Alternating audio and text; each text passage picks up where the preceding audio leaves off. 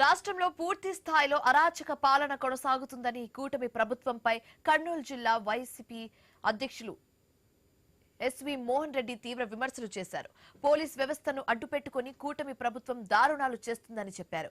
దీనికి CM Chandrababu Naidu, deputy CM Pawan Kalyan, మంత్రి నారా లోకేష్ కారణమని, రాష్ట్రంలో లాకప్ డెత్లు పెరిగిపోతున్నాయని చెప్పారు. డిప్యూటీ సీఎం పవన్ కళ్యాణ్ ప్రశ్నించిన యూట్యూబర్ రావణ్ పై అక్రమ కేసులు పెట్టారని ఎస్వి మోహన్ రెడ్డి ఆరోపించారు. నా కొడుకుల్లారా తొక్కి తాటదిస్తా నారదిస్తా తర్వాత చెప్పుతో కొడతా అని చెప్పులు చూపిస్తాడు. అసలు మత విద్వేషాలు రెచ్చగొట్టేందుకు ప్రయత్నం చేసింది ఎవరు? పవన్ కళ్యాణ్ కాదా?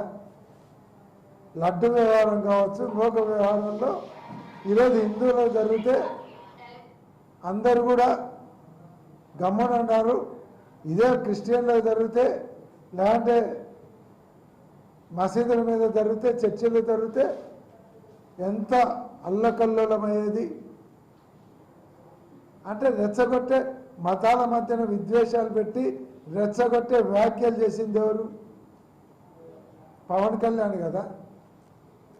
దేశద్రోహం కేసు పెట్టాల్సింది ఎవరి మీద? ఫస్ట్ పవన్ కళ్యాణ్ మీద పెట్టాలి. ఈరోజు రావణ్ మీద 4 పోలీస్ స్టేషన్లు తిప్పి అసలు ఆయన చేసిన తప్పు లేదు,